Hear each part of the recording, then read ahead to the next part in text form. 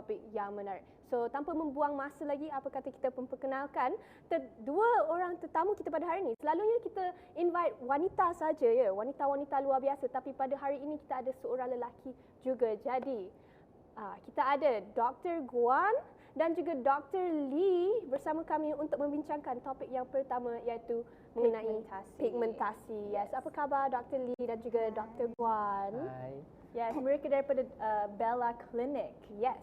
Alright, jadi Dr. Lee dan juga Dr. Guan, kita tahu seperti mana kita tahu manusia, kita memang semua ada melalui masalah kulit. Ada masalah, macam-macam masalah kulit lah. Ya, dan betul. kita tahu pigmentasi sebenarnya satu masalah kulit yang dihadapi ramai juga. Tua atau muda akan menghadapi masalah ini. Jadi kita nak tanya juga, apa itu sebenarnya pigmentasi? Sebenarnya pigmentasi ada dua jenis golongan dia. Satu itu adalah hypopigmentasi, di mana pigment sel tidak mengeluarkan pigment yang banyak, itu melanin. Jadi dia jadi tumpuk putih-putih di muka. Ya. Satu lagi adalah hyperpigmentasi, di mana melanin dia produce terlampau lebih melanin sel. Jadi dia akan menjadi tumpuk hitam kepada muka. Sebenarnya kita sentiasa cakap pigmentasi itu tumpuk-tumpuk hitam, tapi banyak juga kalangan orang yang ada tumpuk putih kat muka. I see. Okay, so hypopigmentasi ni tumpuk-tumpuk yang lebih cerah daripada kulit sebenar kan? So sebenarnya macam mana seseorang itu boleh menghadapi pigmentasi, hypopigmentasi? Okey, hypopigmentasi ini kita tahu dia kekurangan melanin. Okay. Tapi kenapa dia kekurangan melanin? Dia ada dua faktor dia. Satu, it is disebabkan kekurangan melanin produksi daripada sel melanin. Sel melanin panggil melanocyte. Satu lagi adalah dia kekurangan sel melanocyte. Jadi kekurangan sel melanocyte ini disebabkan genetik biasanya. Seperti you boleh nampak orang yang ada albinism, dia warna dia kulit dia semua warna putih gebu, macam warna pink, rambut dia pun warna perang, dia tak ada warna, dia punya mata pun warna pink color. Ya, jadi ini dia panggil albinism lah, genetik. Satu lagi ada banyak jenis lagi yang disebabkan autoimmune disease, itu vitiligo. Vitiligo dia dia daripada lahir dia ada warna, tapi sampai dia membesar tiba-tiba kulit dia kehilangan warna. Jadi dia akan jadi satu tumpuk putih. Lagipun ada yang disebabkan kecederaan macam kena burn, pakai produk yang mercury ke, pakai kekurangan vitamin yang boleh menyebabkan dia jadi tumpuk-tumpuk putih. Rasa boleh disebabkan oleh genetics, kekurangan melanin dan juga kecederaan. Jadi kalau seseorang itu mempunyai hypopigmentasi ni, adakah cara untuk dirawatnya? Dia kena bergantung kepada faktor yang menyebabkan dia jadi hypopigmentasi. Kalau itu genetik yang kita panggil albinism tu tidak boleh dirawat.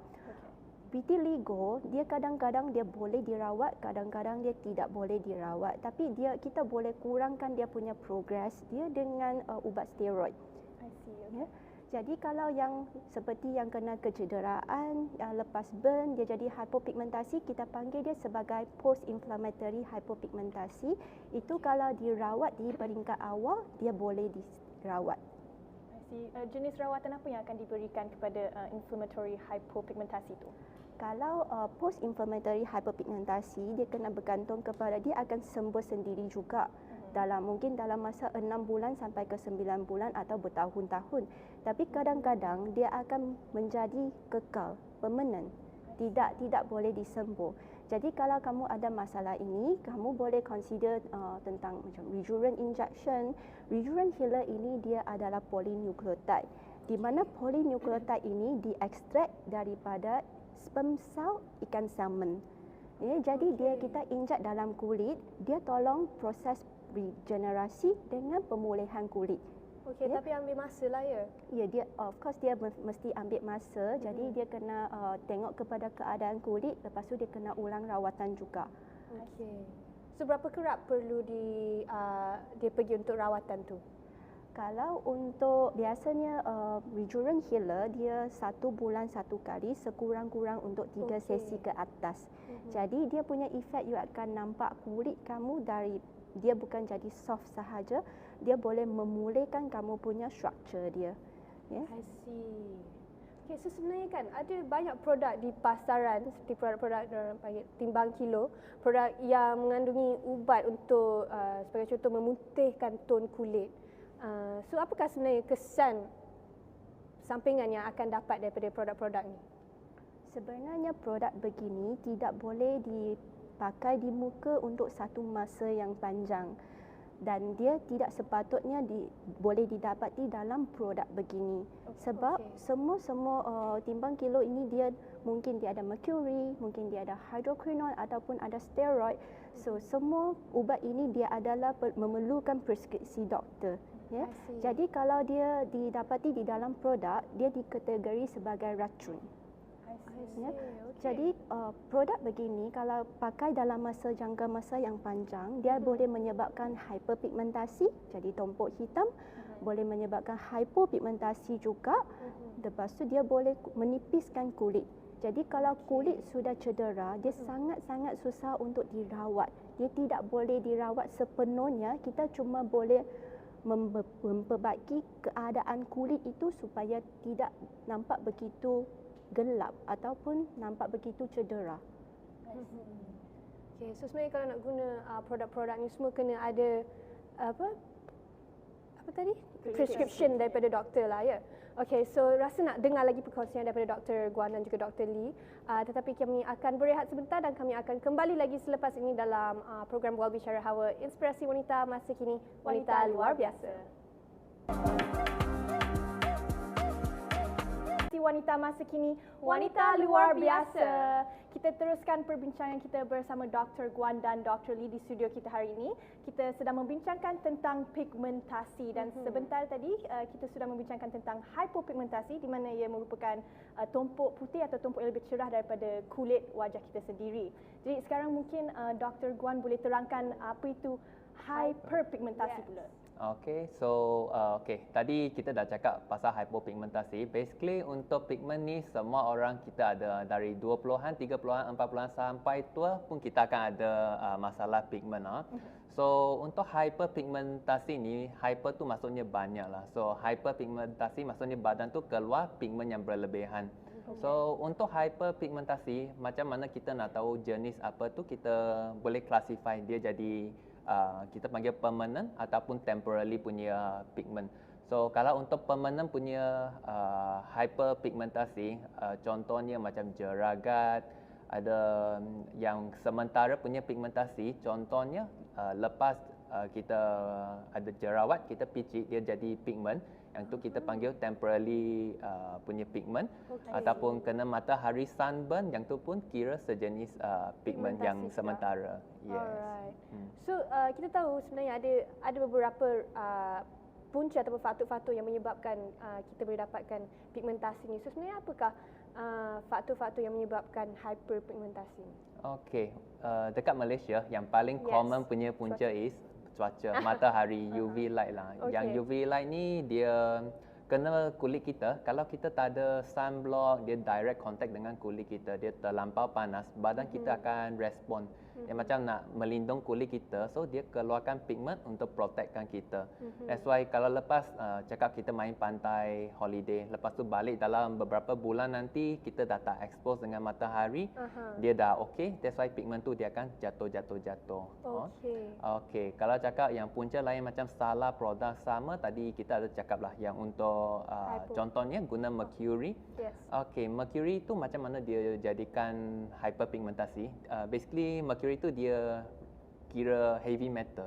So dia akan rosakkan kulit kita, dia ada sejenis kita panggil chemical burn. So dia akan panaskan kulit, as a response kulit tu dia akan naikkan pigment untuk protect area tu. Macam tu. Okay, that's the basic lah. Yang lain tu kira macam aging, part of aging, dia pun kita panggil berusia.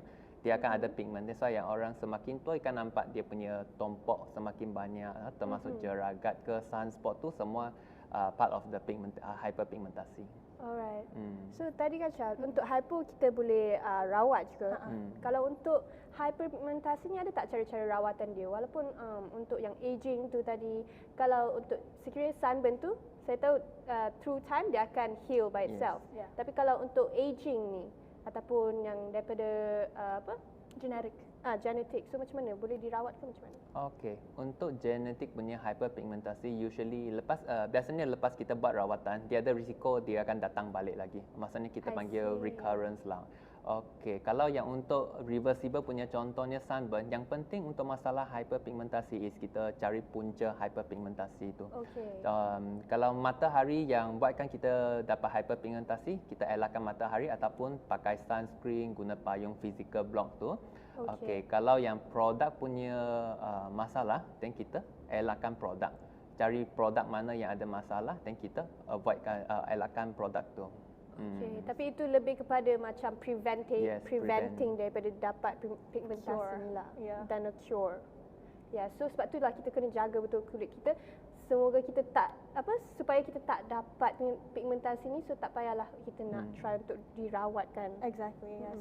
Jadi macam di Bella Clinic sendiri, jenis rawatan apa yang akan diberikan kepada orang-orang yang datang mempunyai pigmentasi ni? Okey, dekat Bella Clinic yang our signature is kita panggil Korean Glass Skin. Basically Korean Glass Skin ni dia ada 3 rawatan. Yang pertama kita buat yang microdermabrasion, maksudnya kita polishkan permukaan kulit kita bagi kulit mati itu hilang. And then second one kita akan letak chemical peel. Basically chemical peel dia sejenis asid ringan kita guna untuk cairkan kulit mati. Lepas kulit mati itu dah buang last, kita buat laser untuk buangkan pigment. Yang paling efektif untuk nak treat pigment is dengan laser lah, sebab laser tu masa kita shoot laser, pigment tu dia akan serap energi laser tu, lepas tu pecah jadi kecil, dia akan keluar dari badan kita. Tapi sama ada ini treatment yang long term ke tak, itu bergantung kepada punca pigment tu. I see. Okay, sounds interesting actually. Tapi untuk saya sendiri pun tertanya-tanya juga. Dan saya pasti penonton di luar pun ada persoalan yang sama. Adakah rawatan ini selamat untuk dijalankan? Okey, yang untuk rawatan ni sebab dia yang first kita buat yang microdermabrasion dengan chemical peel, kita tak buat yang peel, dia ada banyak jenis. Kita tak guna yang terlampau agresif sampai ada downtime. So basically treatment ni dia tak ada downtime, boleh dibuat dekat all type of skin lah. Macam tu. Okay. Yang kita risau pasal biasanya kalau kulit yang terlampau gelap, darker skin, risiko buat laser tu dia risiko jadi kita panggil burn. Okey, sebab kulit kita tak kisah Melayu, Cina, India, Masalih, semua kaum, kulit kita memang ada sel yang keluarkan pigment. Tapi beza tu is berapa banyak pigment yang keluarkan. Kalau contohnya kulit yang cerah dia punya pigment tu kurang sikit, so the treatment dia boleh buat lagi agresif sebab pigment tu tak banyak. Okey. Kalau untuk kulit yang gelap biasanya treatment setting tu dia kena konservatif sikit sebab dia area tu besar. So satu area tu ada risiko dia boleh kena dengan laser ataupun treatment lain. So yang tu faktor yang kita perlu consider masa kita buat treatment. Okey, so jika anda ingin membuat treatment ni, sebaiknya saya rasa pergi dulu jumpa doktor-doktor ni dan ambilkan pandangan consultation dan pandangan mereka dulu, kerana nak tahu apa proses yang sesuai kan untuk dirawat, untuk membuat rawatan ni. So okey, saya nak tanya jugalah, adakah benar bahawa jika ada kulit gelap boleh diputihkan, mencerahkan? Okey, kenapa kulit kita akan nampak gelap? Basically kalau sekarang penonton you imagine kalau kita ada satu kertas yang flat, dia bawah cahaya, memang dia sama rata, reflection tu semua sekata dia akan jadi shiny. Kalau kita nak buang kertas tu, kita buat dia satu tumpuk, bawah cahaya dia akan ada banyak shadow, bayang. Also dengan bayang tu kulit tu sama dengan kulit kita. Permukaan tu memang dia tak rata sebab kena pencemaran, semua benda kena matahari, kulit mati. So permukaan tu yang tak rata. That's why kita buat Korean Glass Skin tu dia lebih kepada physical treatment. Yang kita buangkan permukaan bagi yang rata dekat bawah tu naik atas, dia punya kulit jadi reflection tu jadi sekata. That's why dia akan jadi glowing. Yang ni dia sesuai untuk tak kisah kulit cerah ke ataupun kulit gelap, efek tu memang akan nampak sebab dia sejenis physical treatment. Yang lagi satu treatment is by Rejuran yang tadi Dr. Lee mention, yang kita bagi kulit baru tu timbul dengan injection salmon DNA. Basically DNA itu fungsi dia untuk hasilkan protein. Protein yang kita nak dekat kulit tu is collagen. Macam tu.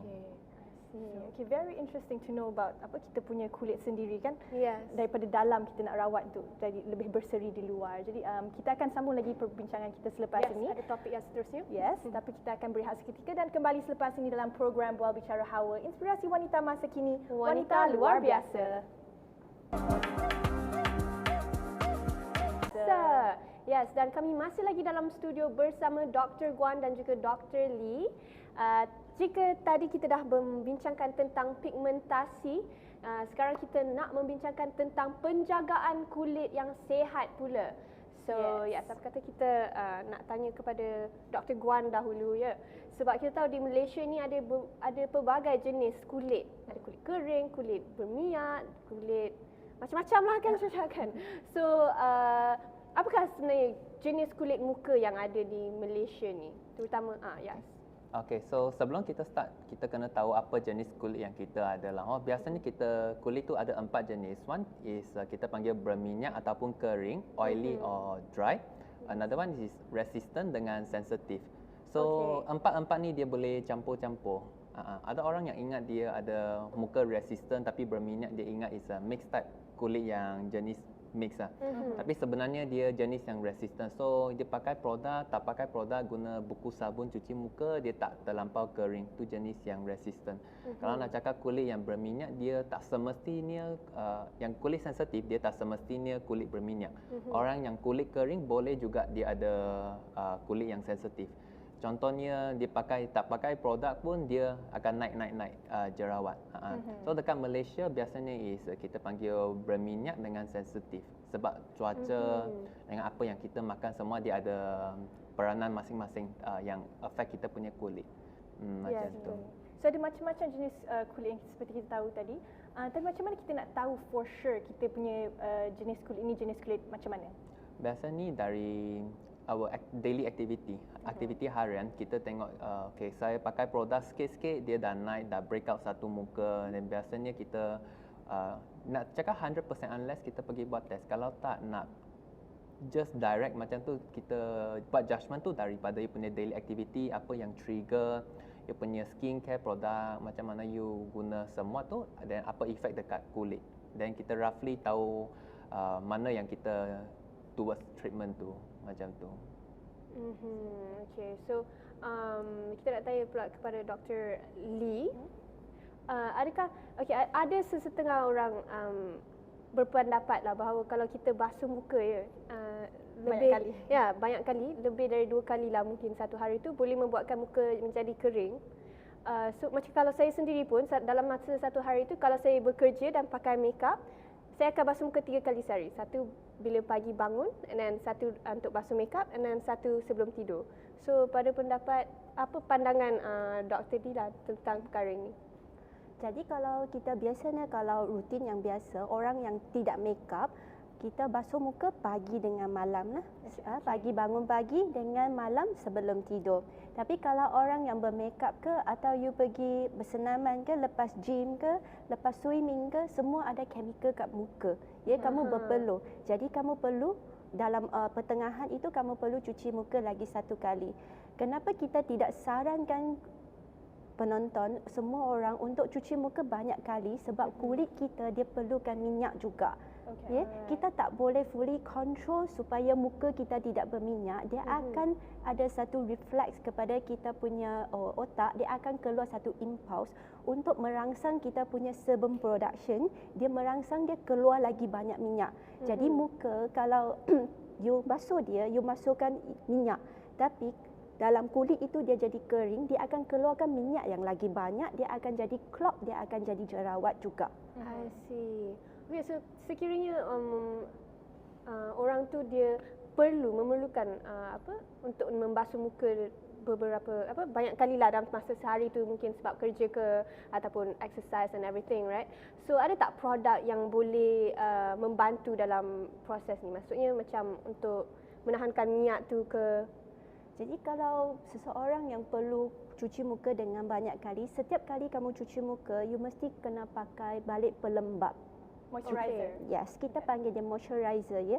Pelembap ada 2 jenis lah. Satu is gel type, satu is dia ada cream ataupun lotion emulsion. Tapi kulit kita dia mesti kena ada pelembab yang ada emollient. Emollient ini sangat penting untuk melindungi kita punya kulit daripada dia jadi kering. Ya. Kalau kita pakai gel punya sahaja, kulit sudah kering, you pakai gel dia tak ada emollient. Jadi kulit kita akan ada evaporation, dia akan jadi dehidrasi juga. Tapi kalau untuk orang yang terlampau banyak jerawat, muka dia sangat berminyak, kita akan menasihatkan pesakit itu untuk gunakan moisturizer jenis gel type. Supaya untuk kawal muka dia tidak begitu banyak nutrisi, tidak terlalu lembab untuk bakteria-bakteria itu grow lagi banyak lah. Okay, sebagai contoh moisturizer gel type mungkin boleh bagi tahu apakah contoh-contoh moisturizer gel type tu? Adakah macam aloe vera or dia ada banyak jenis lah bergantung kepada aloe vera gel type punya ada ingredient-ingredient yang boleh melembabkan juga. Tapi kalau kita tengok kepada produk itu, kita belok ke belakang tengok ingredient list dia. Kena pastikan ingredient dia dalam produk itu adalah selamat untuk kulit lah. Paraben free, fragrance free, alcohol free itu adalah sangat penting sebab semua kandungan ini akan menyebabkan kulit jadi terlampau kering. That's why sometimes you can nampak setengah orang dia beli over the counter, produk itu bukan, dia tidak sesuai untuk kulit dia. Kadang-kadang dia stable, kadang-kadang dia tidak stable. Alright. So maksudnya kita kena menggunakan produk-produk yang mengikut jenis kulit kita lah kan? Yang kesesuaian jenis kulit kita. Yes, betul. Tapi seperti Dr. Guan cakap tadi, ada je yang kalau tak guna produk pun akan keluar jerawat. Tapi kalau yang terguna terlebih produk pun akan keluar jerawat. Jadi bagi mereka yang mempunyai masalah jerawat yang ringan ni kan, adakah disarankan untuk mengambil ubat seperti Roaccutane dan mengapa? Dan mungkin Dr. Guan boleh terangkan juga apa itu sebenarnya Roaccutane ni. Okey. So untuk Accutane ni, dia punya ubat Accutane tu basically dia sejenis retinoid lah. Yang untuk ubat ni dia perlu doktor dermatologi untuk prescribe. Bukan doktor biasa boleh bagi sebab dia ada side effect dia. Untuk wanita atau penonton yang plan nak mengandung, biasanya kita tak bagi Accutane ubat ni lah sebab ada risiko dekat baby. So dia ada alternatif lain yang kita boleh buat lah. Okey, untuk skincare produk ni sebab kulit kita kalau dari muda sampai kita tua dia akan shift dia punya jenis kulit tu.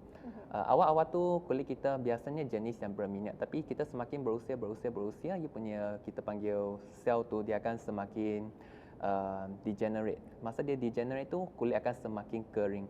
That's why masa dia kering, efek dia macam keluar wrinkle tu semua part of the dehydration, kulit tak cukup support dia jatuh. Okey, kalau cakap kita pakai produk, okey, apa isu dengan produk kan? Biasanya kalau kita tengok over the counter produk tu, okey, dia akan tulis dia ada banyak konten AHA, BHA, banyak benda. Tapi kenapa habis guna produk tu, muka tiba-tiba break up? Okey, kadang-kala muka kita kulit kita dia bukan sensitif dekat AHA ataupun BHA. Yang dia sensitif tu kepada preservative ataupun fragrance dia. So mungkin out of that 100% kita tak tahu berapa banyak. Sebab biasanya kita beli je. Kita tak pergi betul-betul study berapa banyak konten tu. So mungkin fragrance tu terlampau banyak, preservative terlampau banyak yang kacaukan kulit kita. So sama, badan kita dia akan melindungi kita. So dia akan keluarkan minyak tu untuk protect. Tak nak bagi benda tu masuk bawah kulit. So dia sejenis minyak tu semakin banyak. End up minyak tu dia block sendiri jadi radang, that's why dia break out. Macam tu. Yang yes, macam tadi Dr. Lee cakap kenapa sometimes guna gel type ataupun cream lotion. Basically gel type tu dia water based. So water based tu dia takkan stay terlampau lama, tapi cukup untuk hydrate kulit kita. Kalau lotion ataupun cream dia oil based. So kalau muka yang sudah berminyak you letak lagi oil based, dia lagi banyak minyak. So risiko sumbat tu lagi banyak. Tapi sometimes kalau you pakai makeup, semua makeup tu dia akan block permukaan tu juga. So risiko dia jadi breakout tu lagi tinggi macam tu. Okey, so saya ada soalan. Jika pakai makeup perlu ke kita basuh muka 2 kali dalam sekaligus tu? Maksudnya after you guna makeup remover and then nak basuh muka guna sabun tu, adakah disarankan untuk membasuh 2 kali? Banyak orang tidak basuh muka 2 kali kan. Kita panggil double cleansing. Sepatutnya cleansing, kalau sudah makeup itu dia senang block dalam pori kan. So cuba bayangkan kalau kamu just lap dia dengan wet tissue sahaja, lepas tu basuh muka. Apa yang berlaku? Dalam pori itu ada banyak produk makeup. Ya, jadi dia akan jadi radang lah, dia akan jadi sangat kotor. That's why dia boleh keluar whitehead, blackhead yang terlampau banyak. Jadi kita perlu cuci makeup itu dengan macam mana nak cuci. Dua benda yang kamu perlukan. Kalau makeup yang terlampau tebal, kena ada makeup remover dulu. Ya, cuci dengan makeup remover, basuh dia, lepas tu tambah satu milk cleanser. Milk cleanser itu dia sebab dia makeup adalah minyak. Ya, dia berminyak. Jadi milk cleanser dia boleh cairkan minyak. Dia boleh keluarkan benda yang tersumbat dalam pori. Lepas cuci dengan milk cleanser, kita cuci dengan kamu punya cleanser yang biasa. Ya. Sepatutnya kena ada hidrasi yang cukup lah. Jadi muka kamu tidak kering lepas kamu buang makeup. So kena ada 2 cleanser? Betul, kena ada 2 cleanser, satu milk cleanser, satu cleanser biasa. Alright, okay. Kami akan sambung lagi sebentar lagi, tapi kami akan berehat sebentar dan kembali selepas ini dalam program Bual Bicara Hawa, inspirasi wanita masa kini, wanita luar biasa.